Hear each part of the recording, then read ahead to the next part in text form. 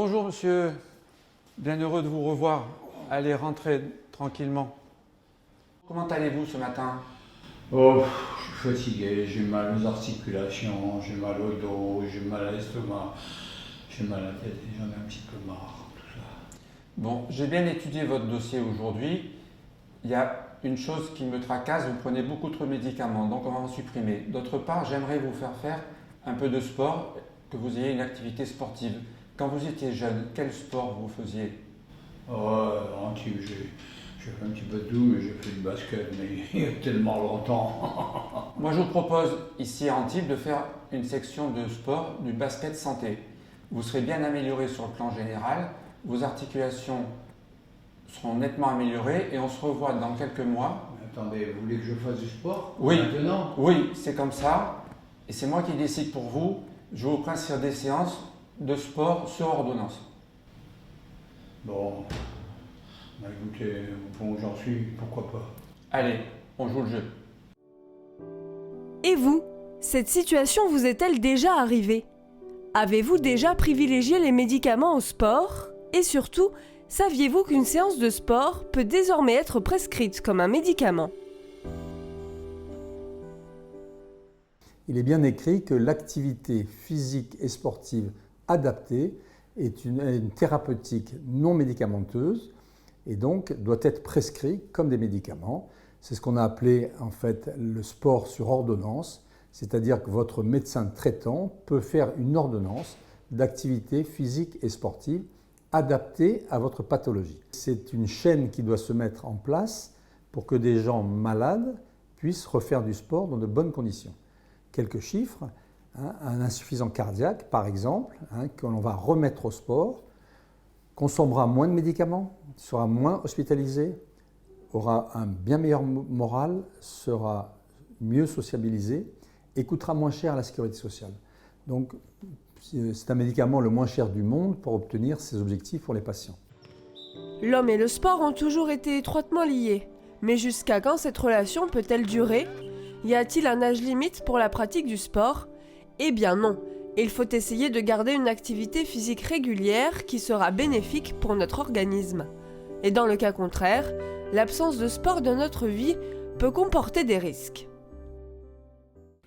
Les risques encourus, c'est tout ce qui va découler de la sédentarité et ensuite une aggravation de toutes les maladies chroniques. C'est un grand facteur de risque de ne pas faire d'activité sportive. Il y a une étude pratiquée d'ailleurs par l'OMS en 2012 chez des Suédois qui montre que 10% de la mortalité en Europe est due justement à ce manque d'activité sportive. Et il y aurait aussi une réduction de 30% des cancers du côlon et du sein chez les gens qui pratiquent une activité sportive régulière associée à un style de vie adapté. Et où peut-on avoir un meilleur style de vie que sur la Côte d'Azur? Dans cette région ciblée notamment par une population vieillissante, le centre médico-sportif d'Antibes réalise des consultations et des tests pour des patients atteints de certaines pathologies. Notre mission est de faire des bilans de départ chez des patients qui ont des pathologies lourdes, notamment les affections de longue durée et les patients qui sont en invalidité, afin d'évaluer leur capacité physique et de pouvoir autoriser, en fonction des diagnostics qui ont été posés, une reprise de l'activité physique adaptée à leur capacité actuelle et de les améliorer dans le temps, puisqu'on sait à l'heure actuelle que l'activité physique va améliorer de façon conséquente les pathologies et augmenter l'espérance de vie des patients dans de nombreuses pathologies. Les enjeux sont très importants puisqu'on sait à l'heure actuelle que le sport est considéré comme un médicament puisqu'il améliore de façon notable et la qualité de vie du patient et ses capacités à se déplacer et diminue énormément le risque de complications et améliore aussi de façon notable l'espérance des patients puisqu'on diminue les accidents et on augmente la capacité de survie des patients à long terme. Le sport santé est donc une alternative très sérieuse aux médicaments et de plus en plus de villes répondent désormais à ce besoin. Depuis 2 ans maintenant, on a mis en place un dispositif qui s'appelle le Passeforme Santé, qui est à destination des gens qui ont des pathologies chroniques, tout type de pathologie. Et depuis quelques mois, on a décidé d'être en partenariat avec des structures sportives de la ville d'Antibes, donc notamment des associations sportives, et l'association de basket, donc l'OAJLP Basket, a répondu directement à notre demande de partenariat. Mais qu'est-ce que le basket santé? Rassurez-vous, ce n'est pas ça.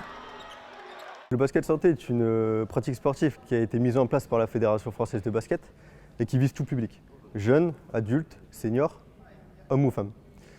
On ne parle pas ici de basket professionnel ou d'aspect de compétition, mais bel et bien d'un support, d'un outil qui est l'activité basket et qui par son biais va nous permettre de bâtir, d'élaborer des séances adaptées à chacun.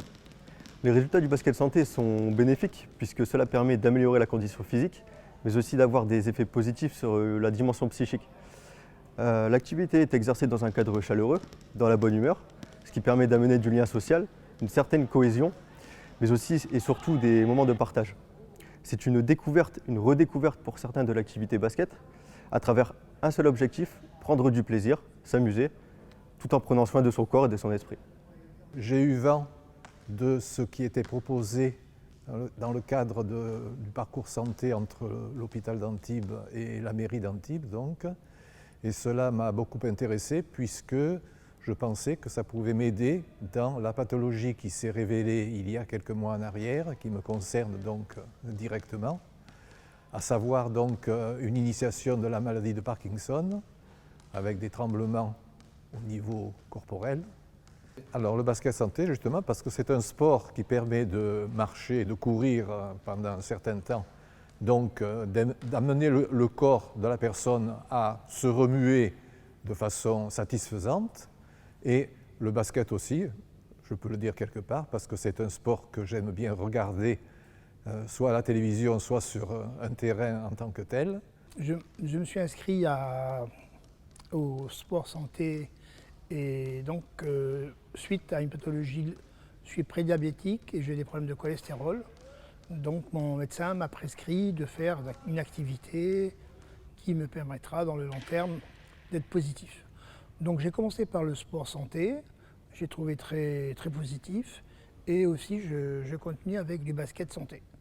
Ces activités sont très recommandables, sont très positives, aussi bien morales, physiques et pathologiques. Donc j'apprécie beaucoup cette activité et j'aime bien et je conseille à d'autres personnes de faire ce sport-là. Arrivé à un certain âge, c'est plutôt positif, agréable et c'est conseillé à faire. Après mon cancer du sein, j'ai été amenée par mon médecin à faire du sport. Eh bien, je suis en forme. Après avoir fait 1 heure de basket santé, donc je suis très bien, je suis en forme. Voilà. D'ailleurs, la preuve, je transpire, donc on se dépense beaucoup. Des séances de basket santé qui font l'unanimité, même auprès des joueurs professionnels des Sharks d'Antibes. Parmi eux, le jeune espoir Benny Mockner s'est montré agréablement surpris en découvrant cette activité où règne la bonne humeur et la convivialité. Alors tout d'abord, je ne savais pas du tout qu'on pouvait faire du basket, que du basket était proposé à cet âge-là. Et vraiment, je trouve ça super parce que ça permet aux personnes plus âgées de bouger, de se libérer l'esprit, c'est vraiment quelque chose de bien. Si la pratique du basket santé ne vous a pas encore convaincu, voici encore quelques chiffres qui devraient vous faire changer d'avis. On sait que l'activité sportive, de façon générale, diminue nettement la mortalité précoce et augmente de 3 à 4 ans l'espérance de vie d'un sujet qu'on va considérer comme lambda. Les infarctus et les AVC sont diminués à 80% si le patient arrête une intoxication tabagique et une alimentation équilibrée, et de 30% s'il fait uniquement une activité sportive régulière, c'est-à-dire pas plus de 30 à 40 minutes d'activité sportive régulière, ce que malheureusement l'ensemble de la population ne fait pas. Cela retarde la perte d'autonomie, estimée à entre 7 et 10 ans pour les sujets âgés qui n'ont pas d'activité physique et sportive. Sur le plan cérébral, on voit une augmentation des fonctions cognitives ou une stabilisation des fonctions cognitives chez ces sujets qui ont une activité sociale et sportive à la fois. Il y a donc un véritable intérêt à pratiquer une activité physique régulière. Un corps entraîné fonctionne mieux et cela s'entretient au quotidien. Le basket santé répond donc parfaitement à ces exigences. Bonjour. Ah, Comment allez-vous ce matin? bien, Bien. oui, oui. Ça a été une bonne expérience pour moi. J'ai moins mal, je me suis redressé, je n'ai plus mal à l'estomac, je ne prends presque plus de médicaments. J'ai progressé en basket, je ne pensais pas. C'est bien. C'est bien, oui, j'ai eu raison de vous prescrire Oui. des séances de sport. Oui. Et de participer au basket santé sur Antibes. Oui. Mais écoutez, moi je vous trouve nettement mieux que la dernière fois. Oui. Je pense qu'il faut continuer et vous allez, on va se revoir dans 3 mois environ. D'accord. D'accord? En tout cas, c'était bien et puis c'est surtout une super ambiance. Voilà. Bon. Merci docteur. À bientôt. À bientôt, au revoir. Si à votre tour vous souhaitez reprendre une activité physique régulière et ludique, n'hésitez plus et rejoignez la famille du basket santé. Basket, oui! Oui!